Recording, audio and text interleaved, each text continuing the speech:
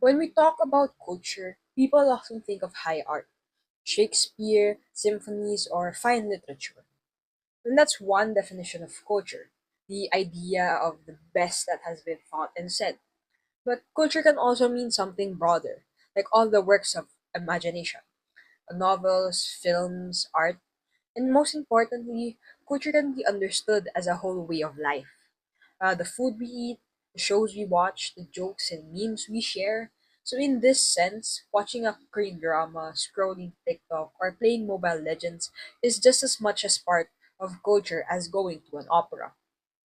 And that's where popular culture comes in. But what do we mean by it? Some define it as simply what many people like. For example, how Squid Games or BTS became global hits. Others say it's what's left over after we define high culture. Think of how TikTok dances or YouTube vlogs might be dismissed as less serious compared to classical music. A third view is that popular culture is mass produced, like Marvel movies or fast fashion, often criticized as shallow or manipulative. And finally, there's the idea that popular culture is the culture of the people. Things like street art, local festivals, or viral memes that reflect everyday life. None of these definitions alone are perfect, but they show us how complex the idea of popular culture really is. Another key part of this is ideology. Popular culture isn't just entertainment, it can also shape how we think. For example, social media often reinforces beauty standards, consumerism, or even political opinions through algorithms. But at the same time, popular culture can resist and challenge dominant ideas. Think of movements like body positivity on Instagram, feminist TikToks, or climate change activism going viral. So, popular culture can reinforce power, but it can also be a space of resistance. And this connects to the idea of hegemony, which is basically the ongoing struggle for influence. Companies like Disney, Netflix, or Spotify dominate the cultural landscape, but people don't just passively accept what they put out. Fans write stories through fan fiction, communities remix songs into memes, and TikTok users parody politicians.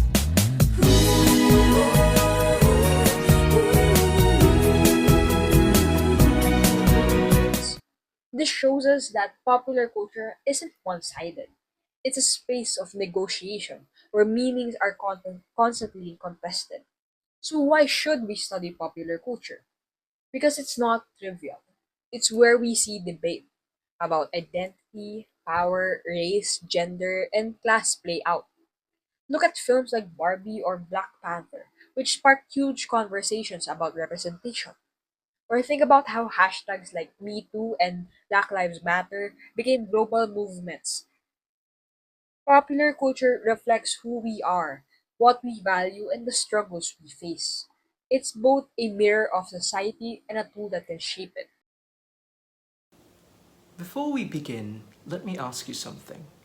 What's your favorite Marvel film? Or your favorite superhero film in general?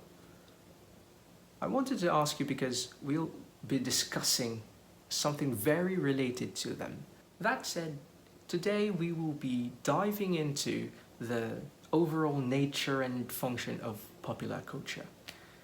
I gave you an example of popular culture, which is a type of entertainment, Marvel films, superhero films, and that is one of the major reasons why scholars didn't study popular culture in the first place, because they thought that it's simply for mere entertainment, that it's something as shallow as commercial purposes. But that's not the case.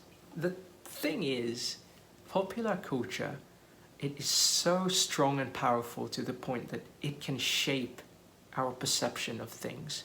It can shape how we think, how we feel, and how we view things. It's something so strong that even how you see yourself can be changed. So if it's that influential, what exactly does it play? I mean, in a world of society, what is its role? And how does it function? Well, to answer those questions, we must first be aware of its two forms. First is elite, and the second is folk culture. Elite culture. What exactly is it? Well, to put it simply, it is something inventive or sometimes commercial. Let me give you an example. Picture yourself in a large room in a stadium, per se, and an opera is happening. That is a type of elite culture. Or maybe you're strolling through a hallway, a large one and a beautiful one, filled with fine art. That too is elite culture. So, as long as there are experts judging that said culture, you could say, or possibly you could argue that it is elite culture. Okay, so that's what elite culture is, but what purpose does it serve? Two things. Elite culture is there to enlighten people and to critique. Moving on to folk culture. Folk culture, it originates from communities and it is passed down through oral. One of the examples of these are folk songs, stories, and even traditional crafts. The values of these things aren't judged by critics. They simply exist for community use.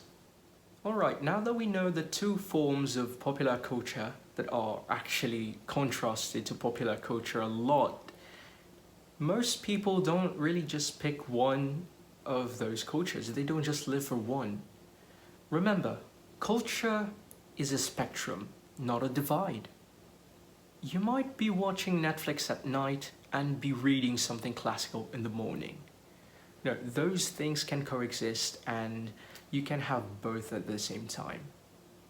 A common misconception that I often and everyone else often hears about popular culture is that elite culture is high and folk or popular culture in general is low. And that is completely false because both forms are used to entertain, to inform, of course to educate. Popular culture or folk culture has not destroyed opera, ballet or classical music. In fact, it often makes people very curious about them. So maybe next time, instead of thinking of them as high or low, think of it as different flavors of human expression. Now, what exactly does popular culture do for us? Alright, let's break it down. First is social control and reinforcement.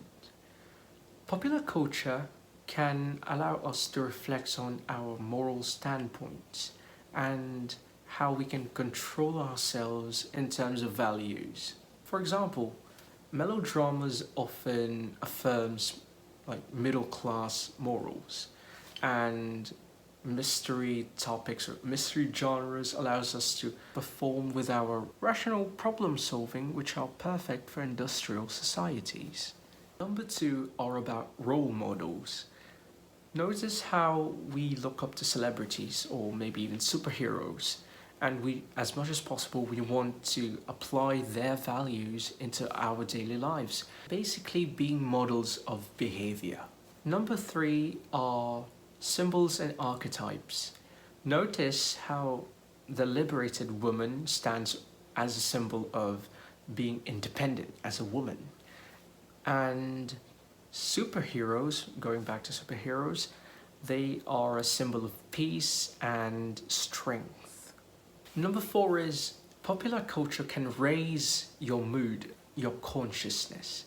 Listening to music is a good example of this, by the way. It can provoke reflection and it can basically educate you. Lastly, popular culture can have therapeutic functions. Here's a good example. When you're so stressed out due to, let's say, work, and you go home, don't we just lay down and listen to music? This is only one of the few examples out there. Studying popular culture truly reveals so much about us. It shows the myths that drives us, the contradictions we live in, and the assumptions we carry about life and society. In short, popular culture is a key to understanding how people interact, change, and evolve. Without it, we will miss the overall heartbeat of a society. So, next time, if someone tells you that popular culture is just for entertainment, you'd know better. It's a mirror of who we are, a teacher of values, and you know the rest. Thank you.